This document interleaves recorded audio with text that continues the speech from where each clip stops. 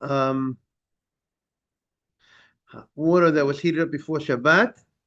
So Rav says the following day you can wash every part of your body as long as it's one limb at a time.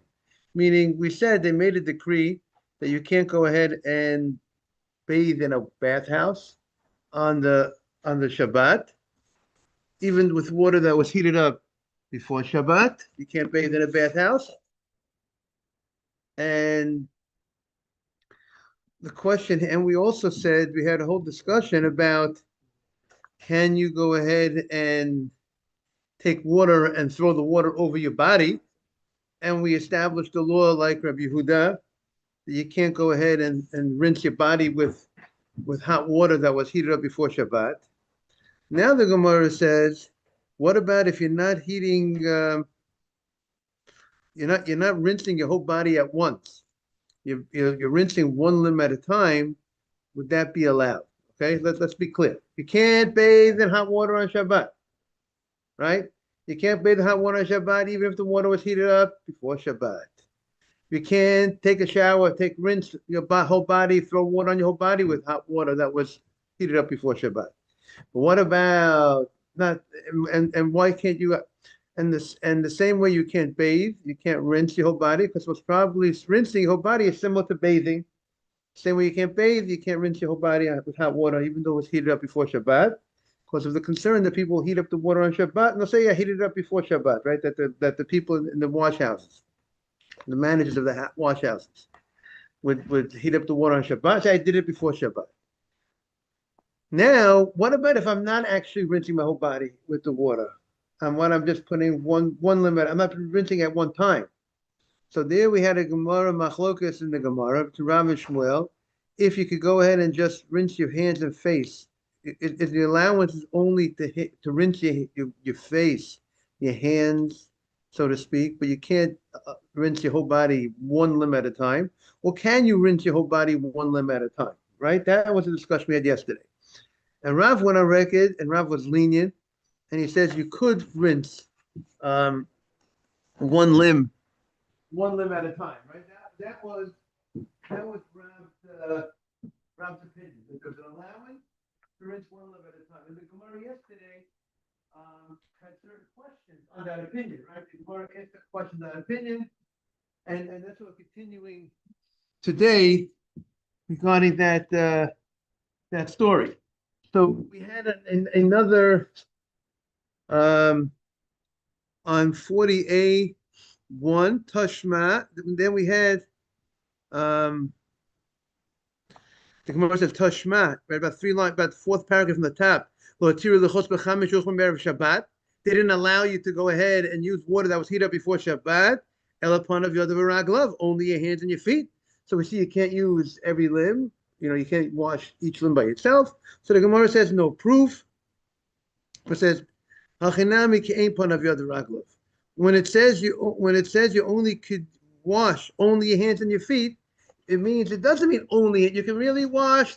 Rav will say you can wash every limb of your body, as long as you wash it the way you wash your hands and your feet, which is only one limb at a time. That's how Rav will explain. But then the Gemara, so to speak, knocks out Rav's opinion, because the Gemara says Tanya Kavasi Shmuel. We have a bright light Shmuel Shabbat, hot water that was heated up before Shabbat. You heated it before Shabbat. On Shabbat, the only thing you're allowed to do with the hot water was heated before Shabbat is rochet and panav yodav raglav. You only can go in and wash your face, your hands, and your feet, but of a low kol gufo, you can't wash your whole body. Aver. You can't wash your whole body one limb at a time. And it goes without saying that the same prohibition applies with water that was heated up on Yom Tov. The water that was heated up on Yom Tov, that you're not allowed to wash your entire body, even one limb at a time, with water that was heated up on Yom Tov, which would come out on Yom Tov, right? It would come out. You can't take a hot shower. According to this, you can't take a hot shower on Yom Tov. That's what it would come out. and the question is, why can't you take a hot shower on Yom Tov? Even though so here's an interesting thing. You could go ahead and you could heat up water on Yom Tov to drink, right? You could cook on Yom Tov. You could heat up water on Yom Tov to wash your hands. But to use the water to wash your whole body, that you can't go ahead and to heat up water on Yom Tov to wash your whole body on Yom Tov. Because that type of, and one reason it's given is because, um, washing your whole body in hot water is not necessary. It's not a need that everybody has. Maybe you can wash yourself in cold water. Of course, there are people that need the hot water, but that type of an allowance that the Torah allowed you to do on Yom Tov, it has to be something that is a universal need, and not everyone needs hot water on a regular basis. That's how maybe you could explain that, and therefore, heating up water on Yom Tov, take a shower would not be permitted. So that's interesting to know. I think that's something that people, I think, will might not realize the difference between heating up water to cook, or heating up water for washing hands and feet, and heating up water for a shower. So that's what we see here from our Gemara.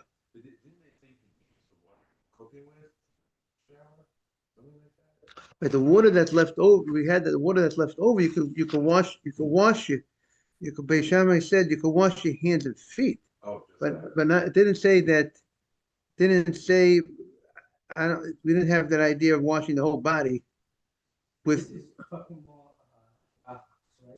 Right, so we're talking about bathhouse, and we're talking even if you. Right, but even not a bathhouse, even your own house, if you want to take hot water and heat up the water before Shabbat and throw it on your whole body, that the Gemara says you also can't do. Meaning on a Torah level, there's no problem. If you heat it up before Shabbat, you can throw the water on. You can even take a bath according to the Torah if you heat up the water before Shabbat. Right? Okay, we have to be careful not to squeeze the hair and all that stuff, but it became a rabbinic prohibition to take a bath on Shabbat with water that was heated before, because of the people that would heat it on Shabbat and say they heated it before Shabbat. Right? Why shouldn't I be able to take a bath on Shabbat? What malacha, what work am I doing by taking a bath on Shabbat? If I heat up the water on Shabbat, that's a malacha. I'm doing a violation. I didn't heat up the water on Shabbat. What am I doing wrong? The answer is it's a concern that maybe people go ahead and heat up the water before Shabbat, on Shabbat, and say they heated up. Meaning there was these people who ran the bathhouses that would play these games. Yeah, it was allowed, and then the Jewish bathhouse owners ruined it. It's the story. They ruined it. They abused it, and now we can't do it. So I wonder if those people were Jewish or not Jewish, but whatever it was, someone was doing work on Shabbat and playing the game and say I did it before Shabbat. So therefore, I don't know if you want to send to the group. So therefore, the rabbi said you can't do it. So if you live in an apartment, right? You live in an apartment where the water is not heated by you, it's heated by the owner of the water. Right. So right. That's a good question. Exactly how it works. Every time you open the hot water, that's a good question. How these buildings work. But again, even if the water was heated up before Shabbat, right? We're saying, so let's say in the buildings, the water was heated up. You don't know what was in the tank, what was already in the tank before, maybe it was heated up before Shabbat. Let's say Friday night, maybe that water was heated up before Shabbat. But the end of the day is morning asaf, you're still using water. You're still taking washing your body with hot water, even if the water was heated up before Shabbat. So it wouldn't allow even an apartment building to take a shower with that water, that hot water. because you can't take a hot shower on Shabbat. Doesn't make a difference whether the water was heated up in the morning, whether the water was heated up before Shabbat, heated up on Shabbat. Look at 7:30 is upstairs. You make yourself comfortable. Okay. So now the Gemara continues. Rabba matni lahashmaita the Rav. If you want to get Rav matni lahashmaita the Rav b'halishna. We're discussing what's your name?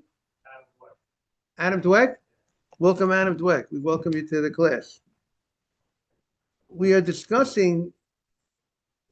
We had a whole discussion in the Gemara regarding taking a shower, throwing water on your body, hot water on your body that was heated up before Shabbat. Are you allowed to do that or not? So we had an argument in the Gemara, and two of the three rabbis said you can't do it. And it's all based on the gzeira of the merchatz, of the bathhouse, because the rabbis said that you can't take a hot bath on Shabbat.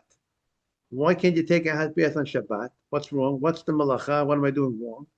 So we said because the managers of the bathhouses would heat up the water on Shabbat, and they said they did it before Shabbat. It's not true. They heat up on Shabbat. And heating on Shabbat is a big sin.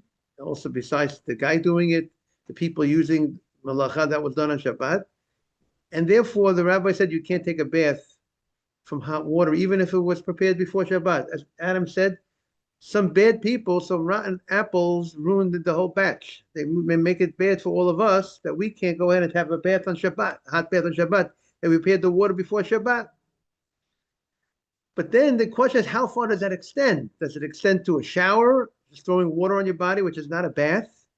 And that's an argument in the Gemara. The Gemara concluded the halacha is even a shower, even throwing the hot water on your body is also part of that, let's say, gezerah, part of that injunction, and you can't take a hot shower.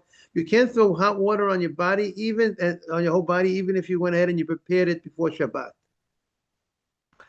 Now the Gemara discussed a argument. Okay, you can't take a shower, throw the whole water on your body. What about one limb at a time?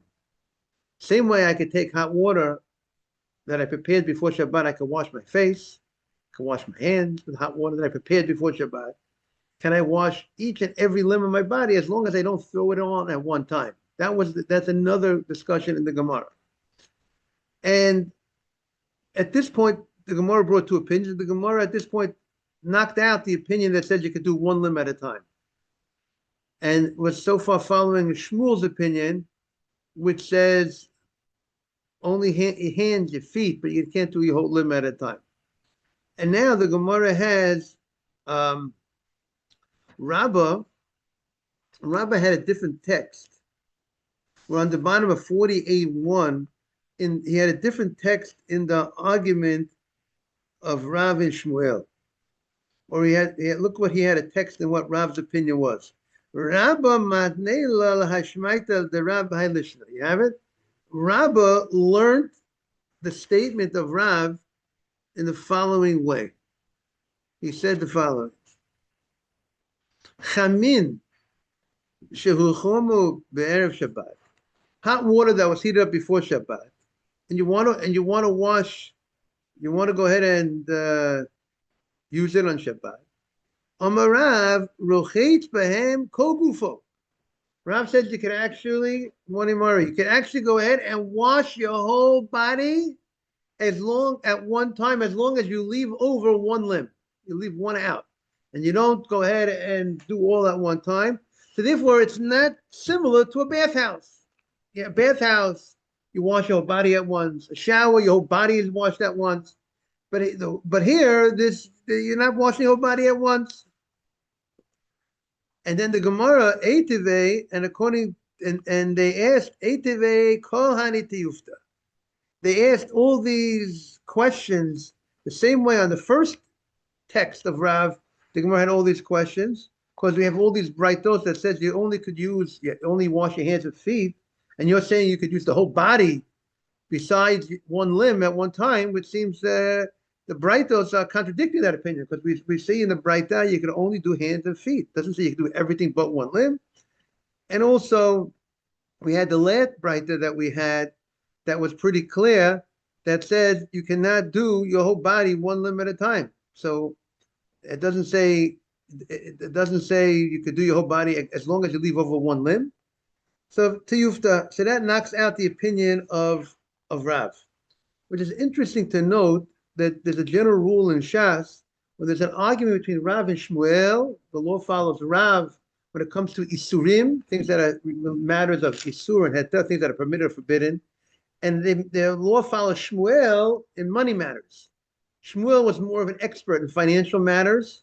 That's where he excelled in the halacha in that area, even though obviously he was a tremendous rabbi in all areas of Torah, but his expertise was something he had an extra handle and understanding and proficiency in the laws of Mamonot, and the law generally follows him when it comes to money.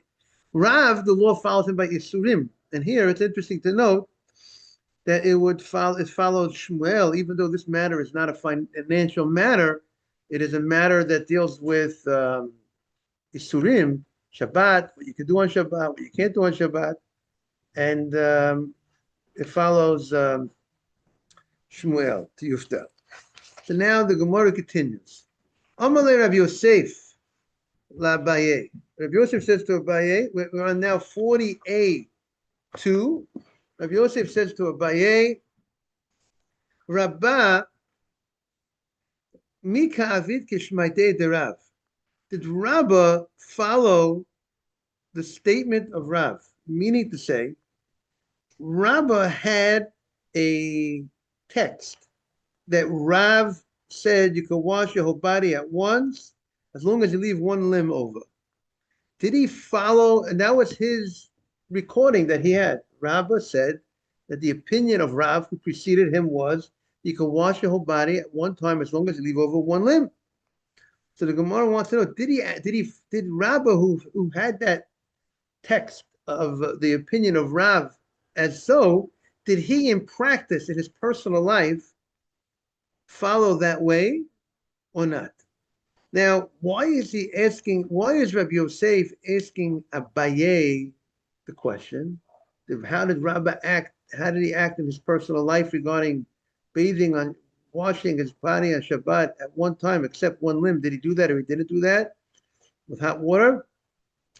Because Abaye's parents passed away when Abaye was very young, and he was, so to speak, brought up by Rabbah. Rabbah brought him up. So he was living in Rabbah's house. So therefore, because he was living in Rabbi Bar Nachmani's house, and Rabbi Bar Nachmani was the Rosh HaYeshiva, he was the head of the yeshiva, Rashi says, before Rabbi Yosef, and Rabbah had passed away. So now we want to know, what did he do? So Rabbi Yosef, the new Rosh HaYeshiva, asked Abaye, how did he see Rabbah act regarding this on Shabbat? Did he throw hot water on his body, everything except one limb? Did he follow Rav's opinion or not?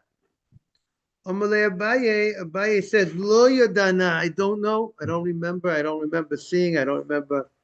A lot of that's like a private thing, what a person does in the shower or whatever. So not necessarily was I there that I was privy to see such a thing. So the Gemara asked the question, what is Rabbi Yosef asking Abaye? Did Rabbah follow Rav?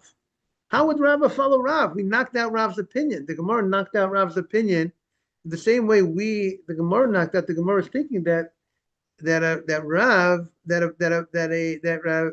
Rabbah would also concur with our conclusion that Rav's opinion is not practiced, because we brought Braito that show you that you can't do the whole body, everything but one limb at one time. So that's the Gemara's question. Mighty Balei, what's the question? When you Abaye were in the house with Rabbah, did Rabbah follow Rav's opinion? How would he follow Rav's opinion? That opinion seems to be rejected. Shita de lo avid. It's obvious he didn't follow that opinion. Daha itotav. We have contradicted the opinion of Rav. We've showed that you can't wash your whole body at once except one limb. So the Gemara says, maybe lo shmi'ale.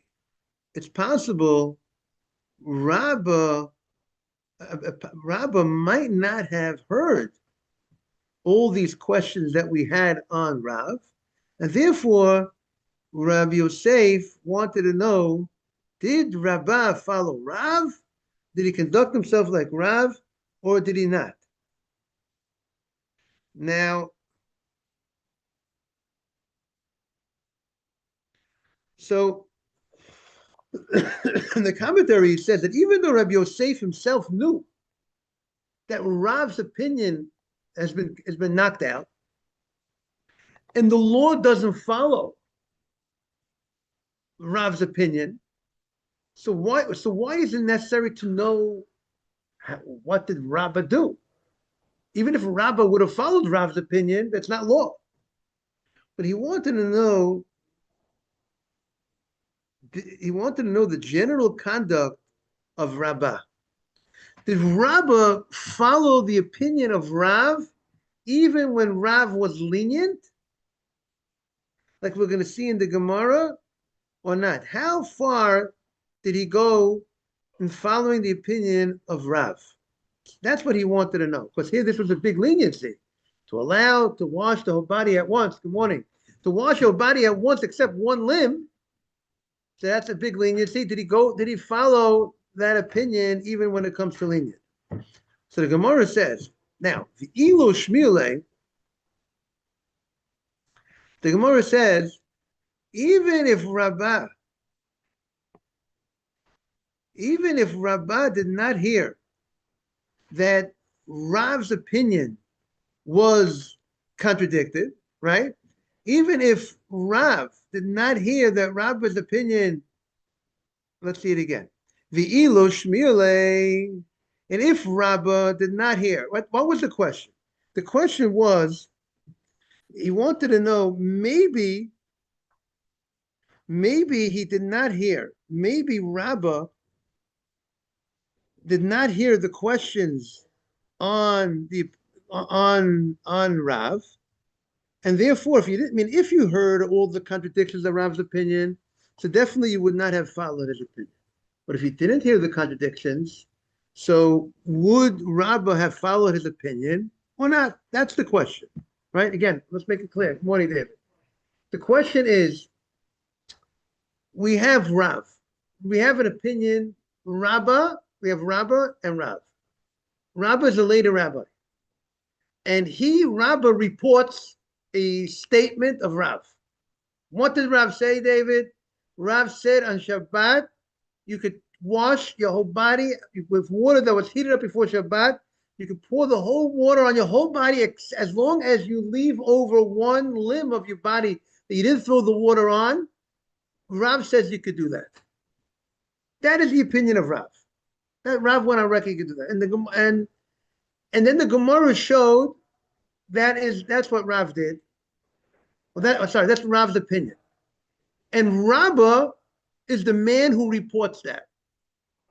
He's the one who says that's the opinion of Rav. That's Rav's opinion. Now, the question is, did Rabbah himself follow that opinion? Good morning. Did Rabbah himself follow that opinion? Meaning Rav held that way. Shmuel says you can't do that. You can't throw all the hot water on your body except one limb. That's not good enough. You only could go ahead and wash your hands, your feet with hot water that was prepared before Shabbat. You can't throw all the water on your body except one limb. But Rav says you could do it. Rabbah reported that in the name of Rav, and Rabbah was a later rabbi. But did Rabbah himself follow in practice? You know, sometimes you quote, Rabbi Yosef held this way. But did you follow Rabbi? Did you conduct yourself like Rabbi Yosef? Or did you conduct yourself like Rabbi Ben Sion Abba Shol? How did you conduct yourself? How did Rabbah in his life, in his personal life, follow? And the Gemara says, obviously, the Gemara says he did not follow Rav, because we have all these questions on Rav. The Gemara brought many proofs against Rav's opinion. So the Gemara says maybe Rabbah did not hear about the disapproval of Rav's opinion. And if he didn't hear about it, so maybe he might have conducted himself like Rav. But the Gemara says If he did not hear the contradictions, Rabbah would have definitely followed Rav. Meaning, if he knew the contradictions, he wouldn't have followed it. So you're questioning, he didn't know, maybe he didn't know the contradictions. He didn't know the knockout punches, so to speak, that are usually have expression on Rav's opinion. He didn't know that so now that he didn't hear the contradictions to Rav's opinion, did he follow it or not? So the Gemara says if he didn't hear the contradictions, he definitely followed it. Why? Because he went on record, Rabbah made a general statement. The Gemara says, Ve'ilo shmiele. We're now on 40A1, 40A2, I'm sorry. The Elo Shmiele, if he did not hear the contradictions, Vade of it, he definitely would have followed Rav's opinion. Why? The Abaye. Because Abaye, who said, again, Abaye is the man who grew up in the house of Rabbah. He knew, when you grow up in the house of the rabbi, you know how the rabbi acts, how he conducts himself. And Abaye went on record and he said, the famous Rav and Abaye in the Gemara. He says, Kol milei dema ovid kirav. There were three things in all halacha, throughout all the Torah, all the Shas, all the different Mishnayot, he found on the Gemara, Rav is not a Mishnah, but all the arguments between Rav and anybody else, Kol milei dema, Rabbah, he refers to Rabbah as Mar. Mar is like master. Respect. He doesn't refer to him by his name. First as rabbi, master. Kol mili dema avid kirav. He followed like the opinion of Rav. Bar mehani plat. There are three cases that he did not follow the opinion of Rav. And this is not one of the three cases. So if there are three cases that he did not follow the opinion of Rav, and everywhere else he followed the opinion of Rav, so it's obviously he would have conducted himself like Rav. Right? So the Gemara says, and one of the three cases, there's only three exceptions to Ovid Kishmuel. There's only three exceptions that Rabbah followed Shmuel's opinion. What were they? Matilin me beged le beged. You're allowed tzitzit. You could go ahead and tzitzit from an old garment to put into a new garment. What does that mean?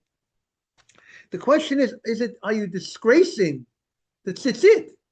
You take it out, you have a garment, it has kosher tzitzit, but it's old. Are you allowed to remove? Now you want to take those tzitzit out and make this garment no longer use. You're not using this garment that was once used for mitzvah tzitzit, and now you're going to take the tzitzit and put it into another garment, to a nice new garment. But are you allowed to do that? Is it, sometimes you want to, the ends doesn't always justify the means, right? The fact that you're going to have something nice and beautiful at the end, but is it respectful to the old garment? So, it's like, you want to run to do a mitzvah, but don't knock the guy down when you're running to do the mitzvah, right? You're running to go ahead to shul, and it's a mitzvah to run to shul. Even on Shabbat, you can run to shul, but don't step on the guy, right? So we say it's not called a lack of respect for the old talit when you remove the tzitzit, as since you're doing it for the purpose of putting it to a new garment, David. You want to put it to a nice garment, you're allowed to go ahead and do that. But if you want to go ahead and just take tzitzit out, but you don't have a mind to put it into another garment, that would seem to be not respectful for the mitzvah. Rav holds you cannot take tzitzit from one garment and remove the mitzvah of tzitzit from that garment to put it to another garment. That's what Rav holds. There are certain, Rabbi Feinstein, Rabbi David Feinstein, my rabbi, he was very, I think, hesitant with, let's say, old svarim, just to put it into genizah when it has use. When certain has use, it's not, you don't want to just put it away. I presume maybe it's based on this idea in the Gemara, being respectful for the Sefer. Because, yeah, it's not new, but on the other hand, now you're not, you're not being in a certain sense, perhaps. Now, I'm not saying you can't take an old sefer and put it into Knesset, but maybe that concept, try to keep it if it has use. If you could still use it, there is a concept, there's a mitzvah to write a sefer Torah. Every man has a mitzvah to write a sefer Torah. And you don't have to write it yourself. You can hire someone to write it for you. And some say today's day and age where the Sefer Torah is really generally used for learning, not for learning, for more reading in communal readings. Today, when you go to a Judaica store and you buy a Sefer, a Jewish religious book to read from, to learn from, so a commentary on the Torah, and the Chumash, and the Mishnah, that's a fulfillment of the mitzvah of writing a Sefer Torah. Don't tell it to the people who have these campaigns for Sefer Torah campaigns. But there is this an opinion, it's a very big opinion as well, that you can also fill the mitzvah that way, of having by getting a Sefer. But the Sefer Chinuch has a beautiful idea. He says, thank you for joining. You're always welcome. We're here 6:45 to 7:25. We go to the Minyan upstairs. We're here Monday through Friday, anytime. And we just might end with this idea. Why, if a person inherited, my father, alav shalom, did not own a Sefer Torah. He bought Sfarim, so he fulfilled the mitzvah in that sense, but he didn't buy it right to have someone Sefer Torah. But if he would have had a Sefer Torah, and when he passed away, if I would have inherited the Sefer Torah, I would still have a mitzvah to get my own Sefer Torah. Even I own one, but that I got from my father. It's old, and the Sefer Chinuch says there's an idea that some people like something new. An old book, an old Sefer, it's not as sometimes, especially today's the industry of Svarim, of Jewish books, is at a different level today than ever before. The typesetting, the writing, the printing is very, very user friendly. And when you have a new Sefer, you want to open it up. So therefore, I suggest. Therefore, he says that it's not good enough to just inherit something from one's father, Sefer Torah. You need to have your own new Sefer Torah, your own that you were involved with. Now, I don't. That's something to think about. I don't. If you buy a used Sefer Torah, I think you also get the credit for the mitzvah, to my knowledge. But the point is, it's common that if you're getting your own, you hire someone to write one. It's new, and it's much more enjoyable. So I suggest to everybody, go to a Judaica store. If you're married, take out your wife to the Judaica. Let her pick out a book, a Sefer. By the way, what it costs the person to go out to eat costs much more than a Sefer. Sfarim are very inexpensive compared to what is a book like? $20, $25, $30. People go out to eat. It costs money to go out to eat, right, Adam? Right? It's a big expense. So let's take advantage of and it's a nice activity as well. Enjoy. Have a great day, everybody. Thank you. Have a great day. David, you like that tip? I gave you a tip. Well, buy some books. Go in and you treat your.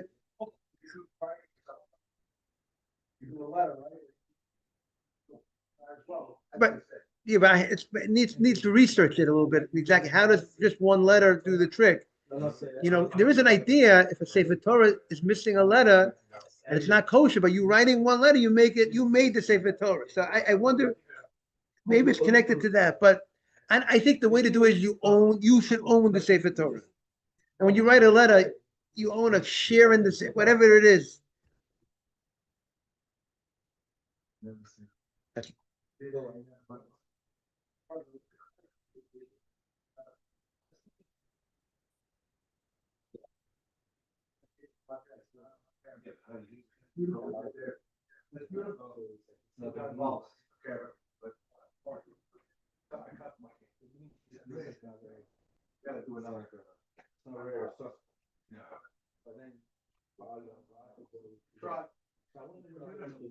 But get to Judaica soon. Why?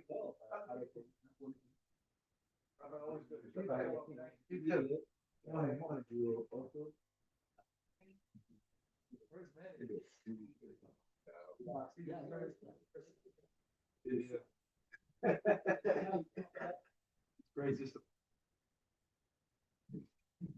And Sal went backward.